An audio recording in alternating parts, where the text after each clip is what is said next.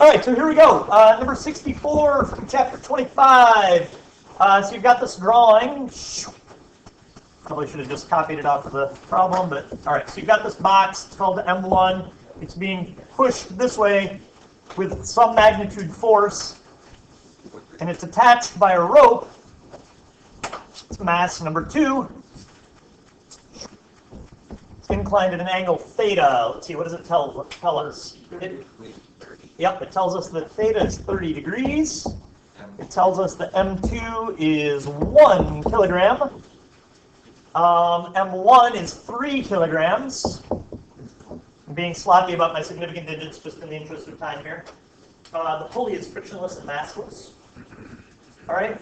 A says, if the magnitude of the horizontal force F is 2.3 newtons, then what's the tension in the connecting cord?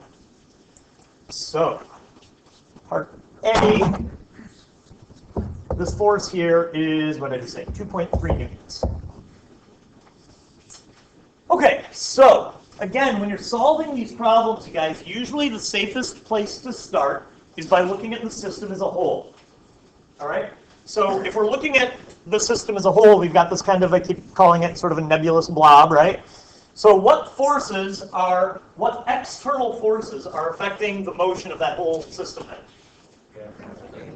I agree-ish. Be more specific.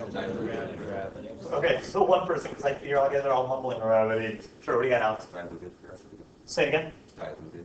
Okay, the diluted gravity on M2, right? We've been calling that the parallel component of gravity, right? So there's going to be Fg parallel on mass 2. That's one of the forces that's going to affect the motion. Sure, we got it.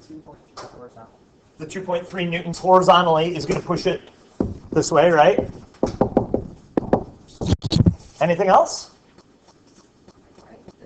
The force on 2.3, does it push it horizontally or because it's like... So yeah, I understand why you're confused. All right, so check it out. So the system, theoretically, this whole system, if we assume that the system is moving together, it can move one of two directions. Either everything can move this way, or everything can move this way, right? All right, so the way that the problem is worded, where did I put my sheet? I sat it down somewhere dumb, right here. It says, find the tension in the connecting cord. So it's assuming that the tension isn't 0, right? So that means that they must be kind of moving together, right? So what I'm going to do is I'm just going to say, all right, well, my system can either go kind of downhill-ish or it can go kind of uphill-ish. Does that make sense? And then what we're going to do is we're going to pick one of those two directions to be positive. Which one makes sense to make positive? We'll call this positive and this negative, right? All right, next chapter we're going to have friction. And so friction would, on our masses would be a negative force then. Cool. So the fact that I drew it down at an angle is, you're right, it's misleading. But the reason I drew it that way is I just want you to understand that it's contributing to motion this direction. Does that make sense? Everybody good? Thank you for asking that. It was a really good question. Okay, so in order to solve this thing, we got to find this Fg parallel on force on mass number 2, right? So let's do that. So the force of gravity on mass number 2 is going to be 1 times 9.8, so just 9.8 newtons. Fg parallel then is 9.8 newtons times, what, the sine of 30 degrees, right? Which is a half, so that's just 4.9 newtons, right? Oh. All right, so now I can find, for my whole system, my acceleration is just the net force on the system divided by the mass. Everybody good so far with what we've done? All right, so I probably should have written it out explicitly. So the net force on our system then is going to be the 4.9 plus the 2.3, right?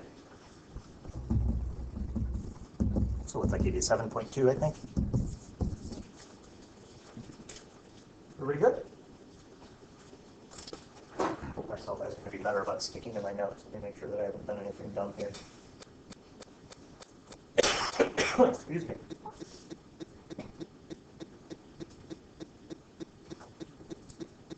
Why don't I see 7.2 written down anywhere? I'm nervous.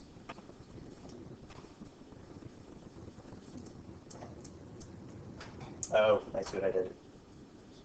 Okay. All right. So is everybody good so far with what we've done? Okay.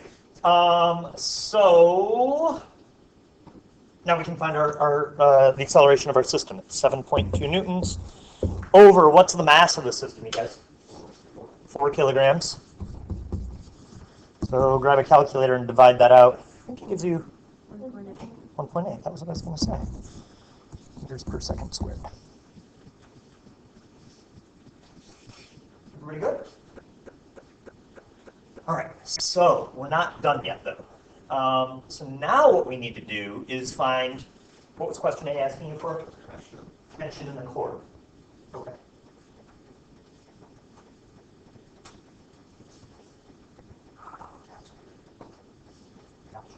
Okay.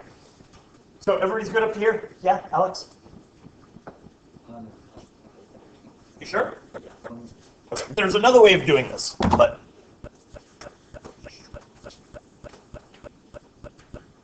all right. So everything that I did there in green is what's going on for the whole system. All right. Why didn't I include the tension in any of those calculations then? Because it's an internal force, right? When we're looking at the system, we're talking about mass 1, mass 2, and the string that's connecting them. The massless, unstretchable string that's connecting them. So, name an object that is affected by the tension. There are two good answers. Mass 1 or mass 2, right? So now what I'm going to do is I'm going to make a new free body diagram just for one of the two masses. And it doesn't matter which one you pick. Okay? So, got a preference? Which one seems like it might be easier? M1. M1, great, because it's not in an incline. All right, so here we go. M1, here's what we know. We got our box. It's got a mass of 3 kilograms. And I see two forces that are going to affect its motion. Namely, the 2.3 newtons pushing it forward, and the tension. Oops. Right? Now, I know the acceleration is 1.8 meters a second squared. What can I use that to find? Net force, right? Net force is just mass times acceleration. So 3 times 1.8 gives you, what, 5.4 newtons?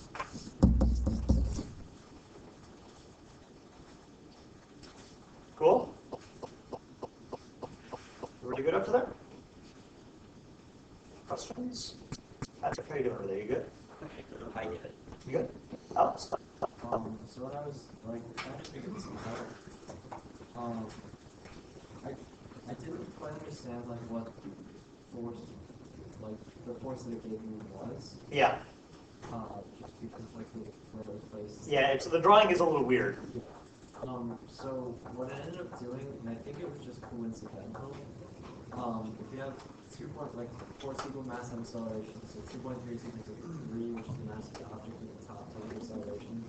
You find that the acceleration is 2.3 over 3, and then you just multiply that by 4, and you get rid of the 2 simply, so you get 3.1. And I think it's purely coincidental.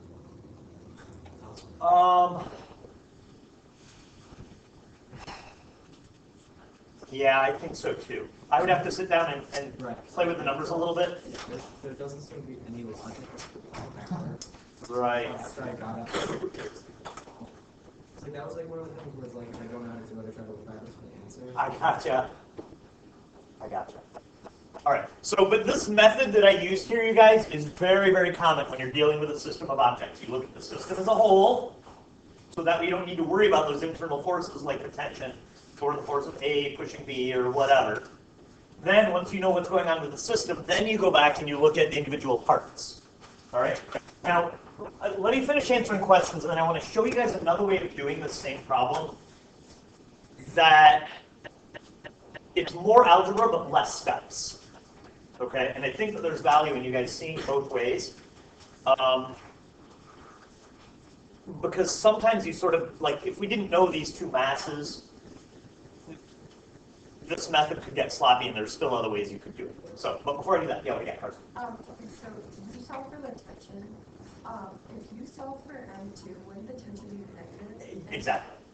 But does it matter which? No, not at all. Yeah. So the understanding is that the tension is uniform through the cord, The direction varies at either end. So yeah, when the question says find the tension, it's just like the magnitude. It's sort of understood that you're finding the magnitude. Okay, so should we just always do positive? Yeah, totally.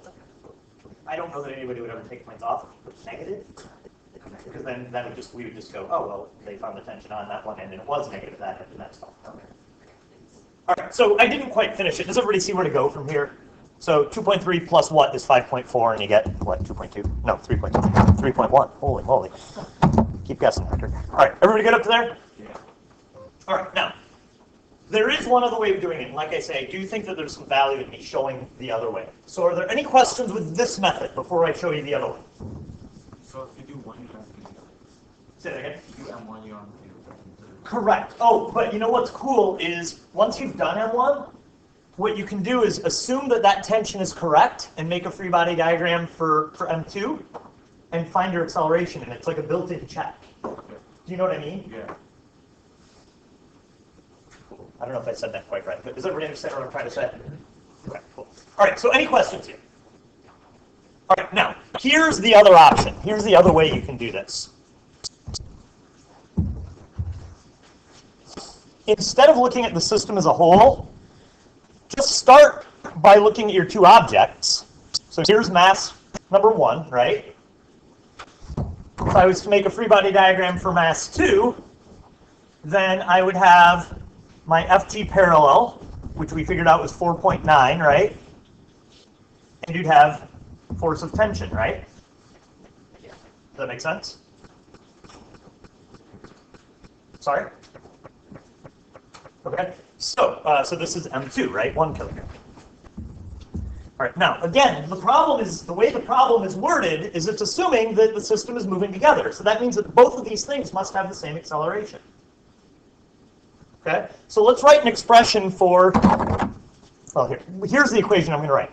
I know that the acceleration of object 1 has got to equal the acceleration of object 2, right? Because the whole system is moving together. So let's write an expression for the acceleration of each of them. Well, the acceleration of mass 1 would be net force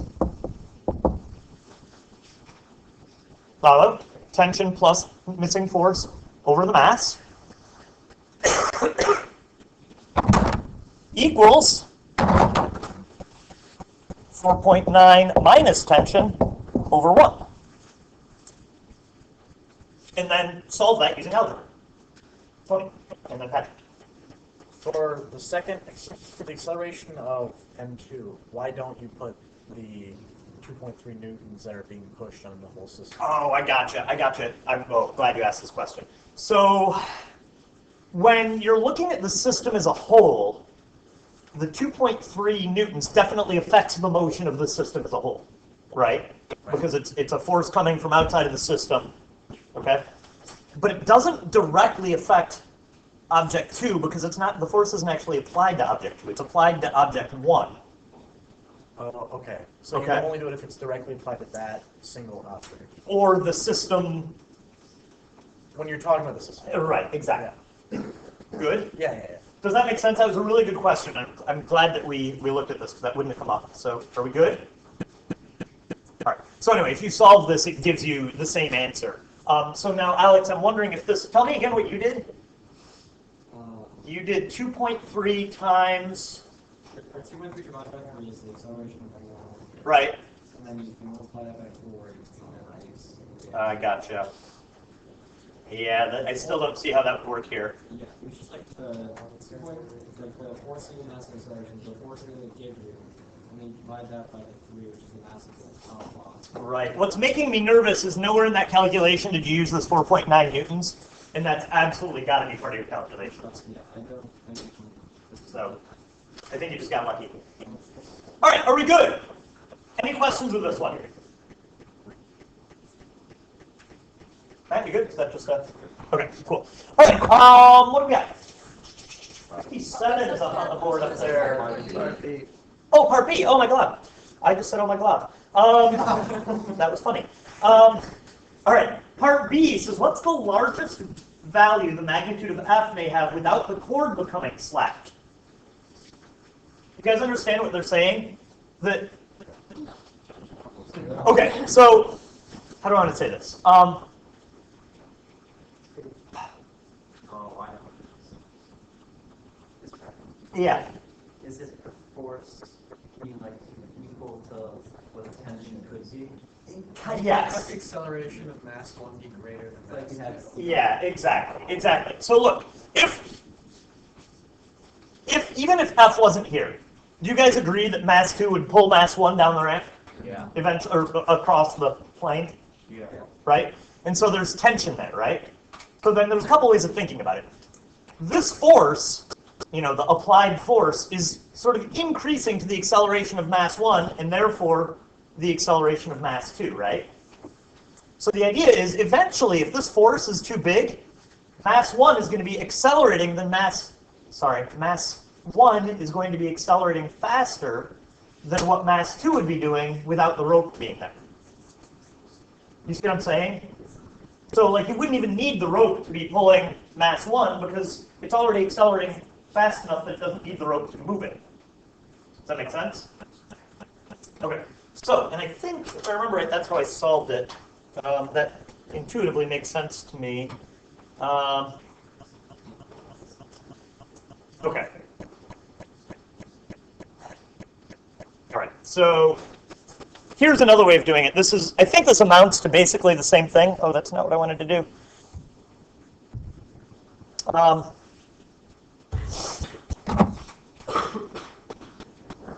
So what I did was this. I looked at, which one is this? This is mass 2? Yeah. So what I did was I said, all right, let's suppose that the tension is 0. All right, tension being 0 basically is saying that the cord is now slack. Does that make sense? Like it's not pulling at all, right? Does that make some kind of like conceptual sense? That slack would be if tension is 0? Yeah. All right, so if the tension is 0, then the only force affecting mass 2 would be your FG parallel, right? Yep.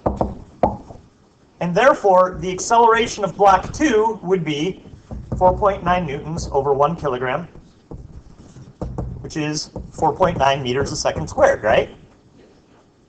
Yeah. So because there's no tension, you can just leave M1 out of it. Because it's not affected. Yeah. That basically, yes. Did you solve for when we do? Okay. All right. Does everybody kind of understand what I did here? I'm saying that the tension isn't affecting it. So, like Marcus said, yeah, that block 1 is no longer affecting block 2. Good. All right. So now the question is, how much force do I need over here to give block number 1 that same acceleration? 3 times as much, right? So it's got to be the mass, 3 kilograms, times our desired acceleration, right? So that gives you 14.7 newtons. Right? The other way of doing it, and I guess this amounts to the same thing, and maybe I like this better. So I guess before I go on, is everybody okay with what I did here? Makes sense? Okay, so maybe a better way to do it, though, would be to go back to this original equation. Look, the slack is going to be 0 when this is true, right? When the acceleration of block 1 is bigger than the acceleration of block 2, right?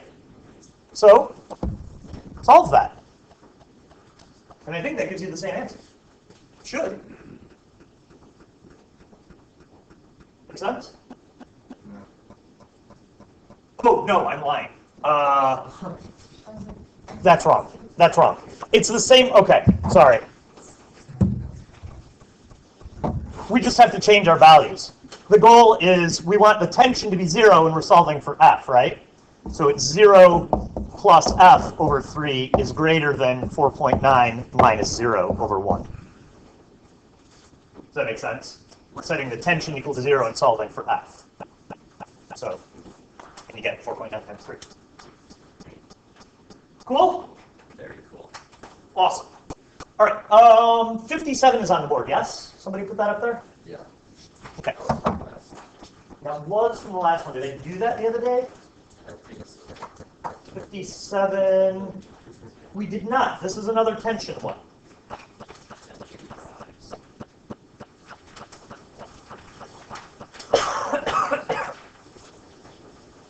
Okay. So why don't we do 57 and then, did we do okay with 73, 77, and 78? Yeah. Really? Yeah. I mean, they're similar to 64. So, okay, let's do 57, and then let's go through and hit some of the concept-y stuff, which I don't think there's a ton of. I mean, all right, so here we go. What did I just say? 57. All right, so here we go. We've got a...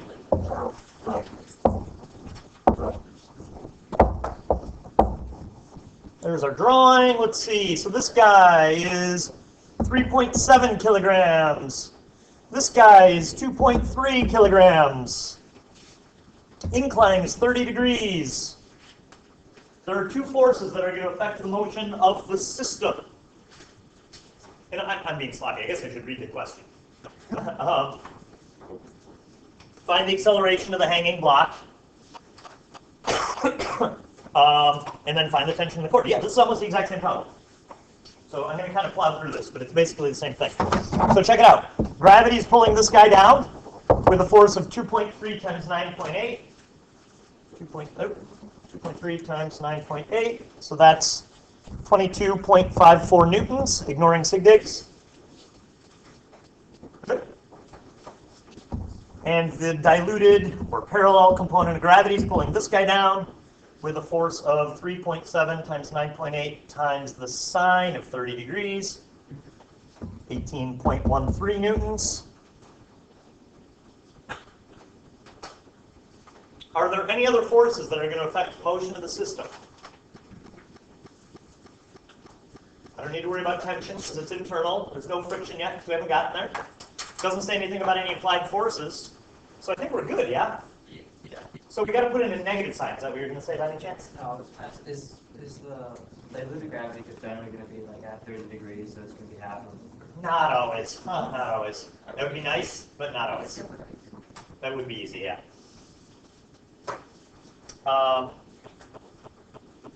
Yeah, like in 47, there was one that was 53 degrees. Yeah, so often, but not always. Number 31 and 32 degrees. All right, so this is it, right? So, Carson, I'm going to pick on you for a second. Right now, I have both of these numbers being positive. Talk to me about that. So you have to decide whether one is negative or one is positive because otherwise it's like weird. Like, Yeah, they're. because that's the system that is. So which way do you want to make positive? Um, Well, down this way, you mean? yeah. That is exactly what I would have done. It doesn't matter if you do it the other way, but to me this makes more sense because then most of your stuff is positive, right? So make this negative. Cool? So,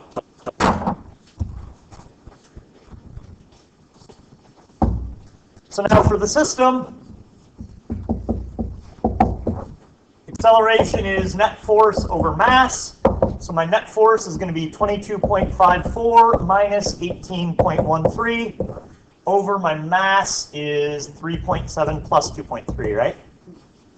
These are newtons and kilograms.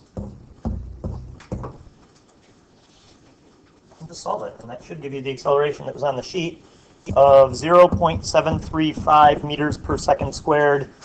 And it says down, that's the hanging block moving down. So, cool? Pretty good. All right, and now to find the tension, you just pick a block and find the tension. It doesn't matter which block you pick. So let's do, the last time we did, it doesn't matter, whatever. Let's do this one. So our force of gravity is 22.54 newtons. Our tension is slowing its downward acceleration. We know our acceleration is 0.735 meters a second squared, so we can find our net force by taking 2.3 and multiplying it by that.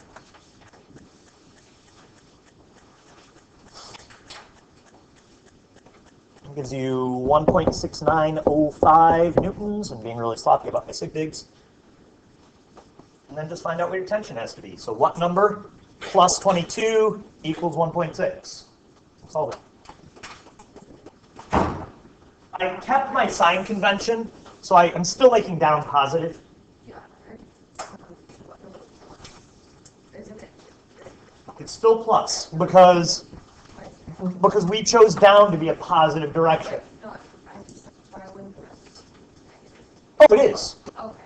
It is. So you're gonna, but we're trying to solve it. We don't know that. So ft plus 22.54 equals 1.6905.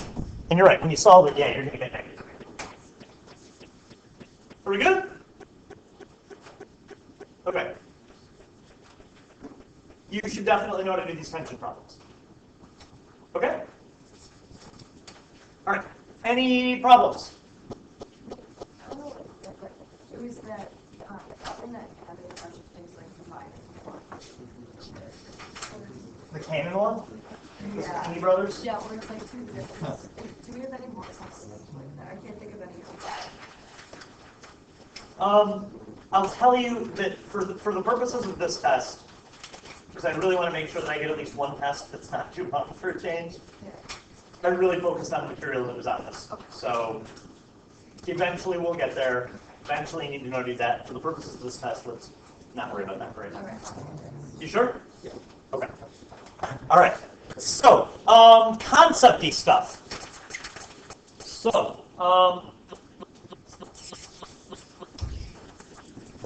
so let me flip back through my notes here to refresh my memory about what everything was about. All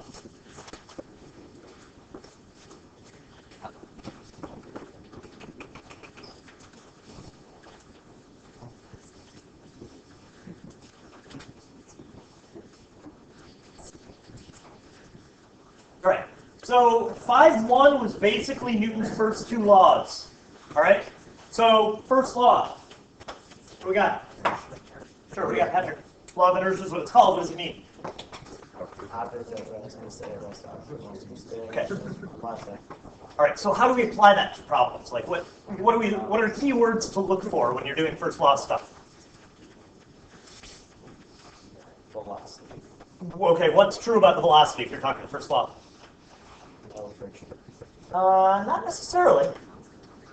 It's constant. All right, remember, you guys, the first law tells us that these three statements are equivalent.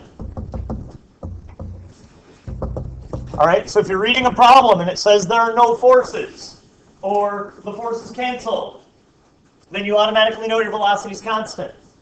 If it tells you that Mr. Hecker's dragging a chair with a constant velocity, automatically you know that my force is equal to the force of friction, right? Because otherwise your net force would be zero. You see what I'm saying? So you could still have friction. Everybody good? All right, second law is this. Right? Let's see, we talked about inertial frames of reference. Okay, that was one of those like really quick throwaway things, but I do think there's one question on the test about inertial frames of reference. So what's an example of something that's not an inertial frame of reference? Sure, what do you got, Chris? Elevator. Well, it depends on what the elevator's doing. It's accelerating. Okay? If the frame of reference from which you're viewing things is accelerating relative to the Earth, then that's not an inertial frame of reference. Okay? So the elevator moving up at a constant velocity is inertial. Right? Because if you're going up at a constant velocity and you throw a pen up, you're good. It's when the elevator either speeds up or slows down or turns, which elevators don't usually do. Yes, unless you're on a one elevator. What? Yes. Right. Very good. Yes. Yeah. So remember, Newton's laws only apply to sort of everyday sized objects, right? And yeah, once you get subatomic, then no longer true. All right. Everybody good with that? All right. Third law, make sure you can identify action-reaction pairs. If the action is A pushes B, the reaction is B pushes A. All right? That pen just fell, right? Why? Gravity, right? So what's the reaction? Push down. pen pulled it, or Oh, there you go. Say it again, Nathan. Like Jack said, it kind of pulls up on target. Oh, okay. Sorry, my bad. Yeah, the pen pulls the earth up. Right? Earth is pulling the pen down. Reaction, pen pulls earth up. Why don't we notice the earth moving? Huge mass, therefore small acceleration, right? Semi-truck is driving down the street. It's a bug. Is there more force on the semi-truck or the bug? Equal. Equal. Why is the bug F and the semi-truck isn't? And by F I mean force. Why? Mass, right? The bug has a small mass, therefore that little amount of force gives it a huge acceleration. Good? It's not really that much force. Okay? It's just that the bug has a small mass, so it's greatly affected by that force. Good? Alright, what else? Let's put back to the problem. What's that? He did, totally. Like some of my ducks, by the way, I'm a big fan of the ducks popping up. I don't like somebody beheaded a duck and put it on my desk. I did not interpret it as a threat. Many teachers may have. He's on a spike, yeah. Yeah, exactly. Right. If I see any ducks that have been tarred and feathered, then you cross the line. Let's see. Yeah, good question. Let me see what else.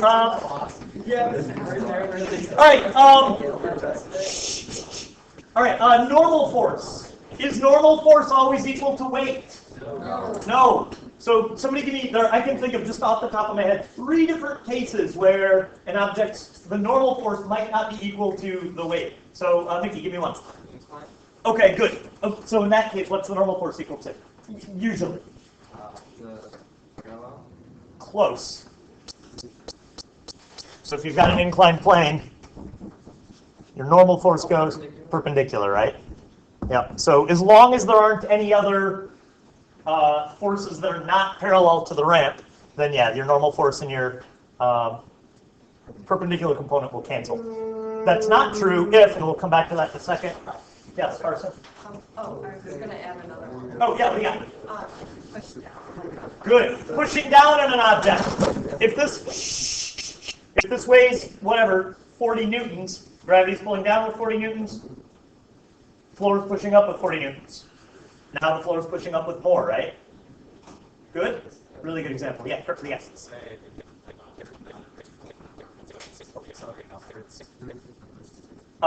Yeah, that's the elevator, isn't it? Yeah. Right? Yeah, that's okay. That's okay. That's good. That's good. All right. Other normal force. What do you got, Kelly? If you're like lifting the chair up a little bit, you would be taking away something. Yep. Everybody good with that? So, If I lift up on the chair a little bit, but not with enough force to lift it, or I guess even with enough force to lift it, then the normal force from the floor is less than the weight, right? Cool. Alex, you got one? All right. So this isn't what you were talking about, Kurt, but you just mentioned an example of a non-inertial frame of reference, right? What was the example you just gave? All right. So I'm in an elevator that's accelerating up. Talk to me about the normal force on me. Bigger than my weight, right? Why? Because it's got to push with enough force. It's got to push with enough force to support me and to cause me to accelerate, right? Okay. So normal force can cause an object to accelerate. That's an example of that.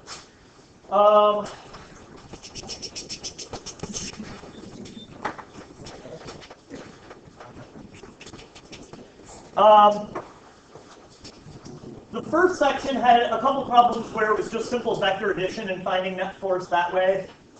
I'd probably review that real quickly. I don't think there's anything major dealing with that, but make sure you understand that.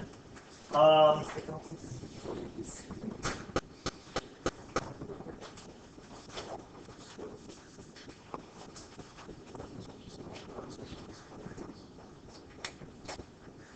don't know, I feel like we hit most of the major stuff. that's a great example you ever watched. No, we're doing that the day before Thanksgiving. Yeah, I promised you guys we'd watch some Bug Fight, so we'll do that the day before Thanksgiving. All right. Other questions, you guys? All right, I'm around after school. I'm here in the morning. If I think of anything that we didn't review, I might shoot a message out on our line, but I think we hit everything. Okay? It's already on our mind, I think. Yeah. If you're not, join it and or talk to somebody who's on it. Okay. Don't forget, labs are due by Thanksgiving too. Let me know if you need help.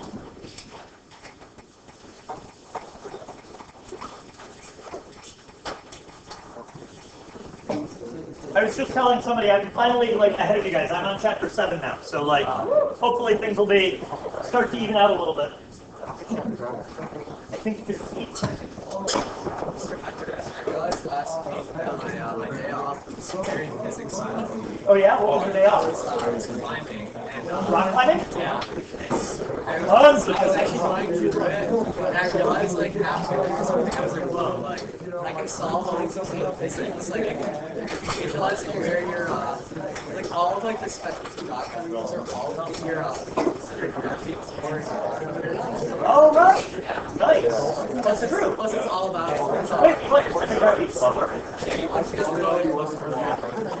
It depends on what kind of problem it is. Okay. If you want, if you're doing The price went lower. one lower, but if you lower it, it's going to be less your arms work than what your legs work. Oh, I got you. That makes sense. But that's like a bug,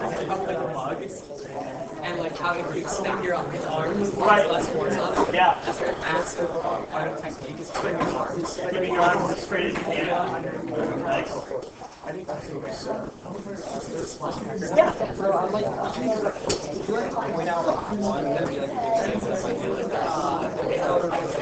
Well, yeah. So I mean, I guess I would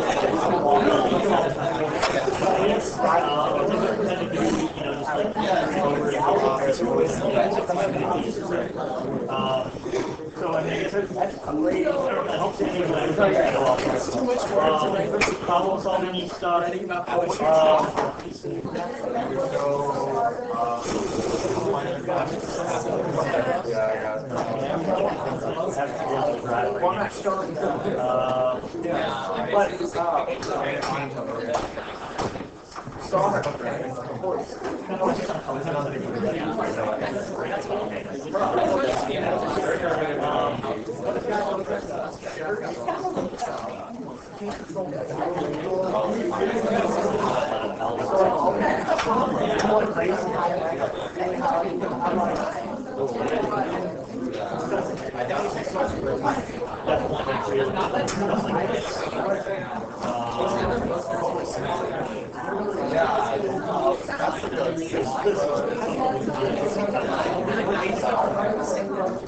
I mean, really, you need to know all of it. Yeah. Should I stop it? Oh, thank